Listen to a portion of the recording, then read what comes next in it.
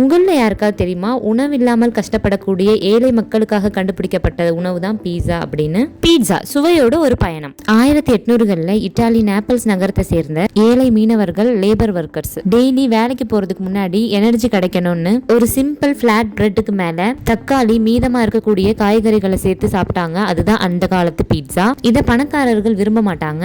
Because அந்த காலத்து rich peoples டொமேட்டோவை poison நினைச்சு அவாய்ட் பண்ணாங்க.